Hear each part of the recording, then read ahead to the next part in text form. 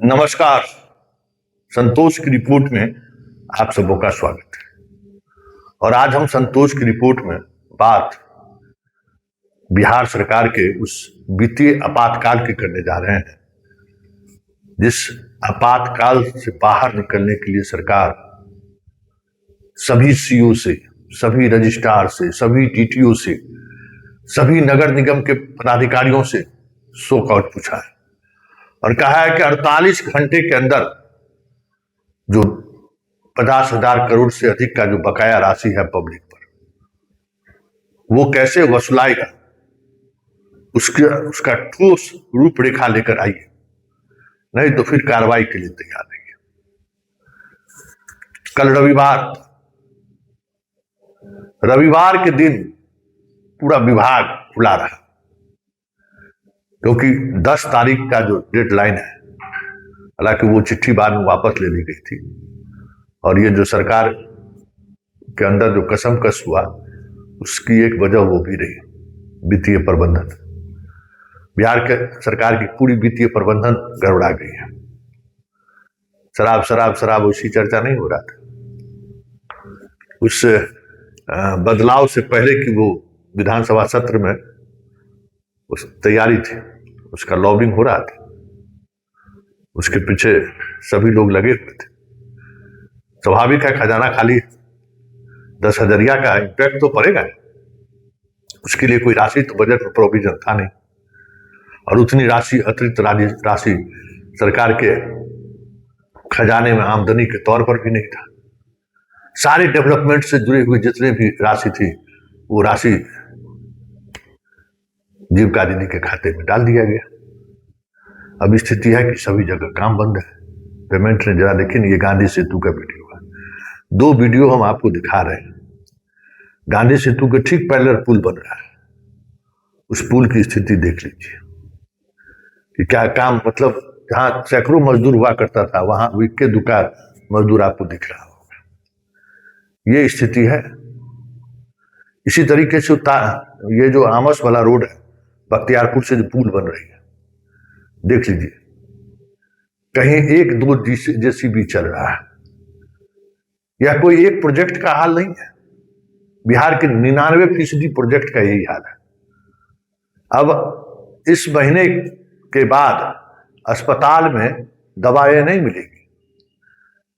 अस्पताल में जो मरीजों को दवा दी जाती थी, उस पर आफत होने वाला है। हजारों करोड़ का भुगतान लंबित है। स्वास्थ्य विभाग के बहुत सारे बिल पेंडिंग है, जिसका भुगतान मार्च में हो जाना चाहिए था। 6 महीने से विभाग लटकाए हुए हैं। सड़क निर्माण हो, ग्रामीण सड़क का निर्माण हो, पीएचडी हो, हर घर जल योजना हो, मतलब सरकार की जितने भी योजनाएं चल रही थी, वो सारी योजनाएं या तो ठप है या फिर काम नहीं हो रहा है। नए टेंडर का तो सवाल ही नहीं है। जो बिहार बाहर से बड़े बड़े ठेकेदार आए थे, अब वो लोग अपना काम समेटने की तैयारी में। लोगों को लग गया कि भाई वित्तीय प्रबंधन गड़बड़ा गया है, और अब नीतीश कुमार तो है भी नहीं। नीतीश कुमार एक भरोसा थे कि भाई प्रबंधन को लेकर बहुत सचेष्ट रहते थे कि कहां से और पैसा आ सकता था। आखिरकार शराबबंदी 16 में हुआ ना, 10 साल तो उन्होंने शराबबंदी के राजस्व को उन्होंने नजरअंदाज किया, और सरकारें बहुत अच्छी तरीके से चली। इस बीच में केंद्र से भी रिश्ता गड़बड़ाया 2 बार, फिर भी सरकार इस स्थिति में नहीं आई जिस स्थिति में अभी सरकार है। क्योंकि ये जो 10,000 का प्रोजेक्ट था, पूरी तौर पर बीजेपी का प्रोजेक्ट था।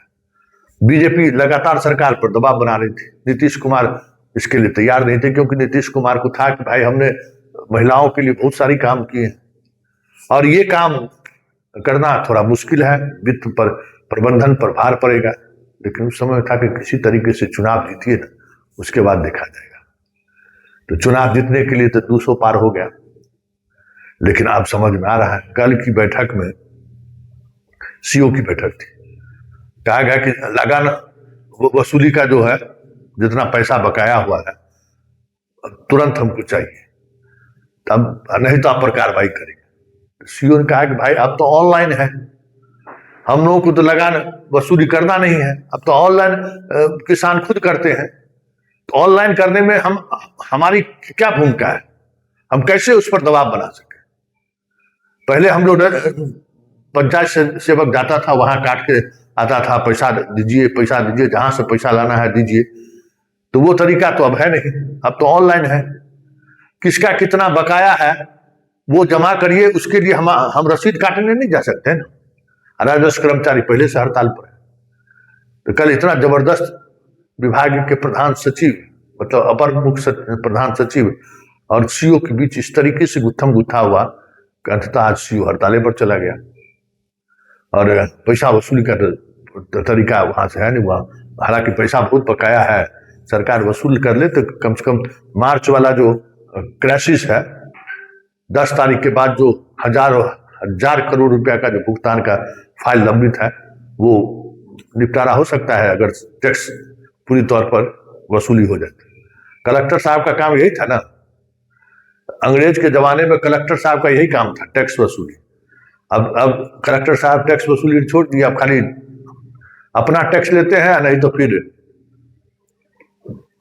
बाकी टैक्स वसूल करते हैं। उस टैक्स से कोई मतलब रहता नहीं है किसी डीएम को, किसी सीओ को। वो तो साधारण सी चीज है, लेकिन बूंद बूंद गहरा बढ़िए तो हजारों करोड़ का राशि हो जाता है, वो हो नहीं रहा है। बिजली में सब्सिडी दे रहे हैं, उसका एक अलग तनाव है। और कैसे अब अप्रैल से चलेगा सब कुछ, मतलब अप्रैल में सरकार ब्रेकडाउन की स्थिति में, जिस तरीके से खजाना का हाल है, तो सब लोग लगे हुए हैं। रजिस्ट्री ऑफिस पर दबाव बनाया जा रहा है। स्थिति यह है कि रजिस्ट्रार को कहा जा रहा है कि कैसे भी जमीन बेचो, बिकवाओ जमीन, घर पर जाके गिराओ, बाकी चीज लिबरल करो, बाकी फरियाया जाएगा, बारे पैसा कलेक्ट करो किसी तरीके से। तब रजिस्ट्री ऑफिस पर दबाव है। डीटीओ गाड़ी पकड़ो, इसलिए सावधान रहिएगा भाई। बिना मतलब का एगो मास्टर साहब हमको फोन के सर ठीक है चलाए थे, हम रॉन्ग साइड में खड़े भी नहीं थे, हमारा गाड़ी का चालान कर दिया कि यहाँ गाड़ी क्यों लगाए। तब गाड़ी का अंधाधुंध चालान कटेगा भाई। स्पीड से लेके सब कुछ एकदम धाए धाए लोग लगा रहा है पैसा, मतलब जनता को कैसे लूटा जाए, जनता के पॉकेट से कैसे पैसा निकाला जाए, उसकी तैयारी में सरकार जुट गई है। एलपीजी गैस सिलेंडर का दाम तो भारत सरकार बढ़ाइए दी है, और पेट्रोल का बारी है। अगर ईरान इराक युद्ध, ईरान और अमेरिका वाला युद्ध अगर लंबा खिंच गया तो हम लोग लगता है कि 200 रुपये लीटर तक तेल पहुंच ही जाएगा। कितनों को सफाई दे दे कि रूस दे देगा, रूस देने की अनुमति दे दी गई है।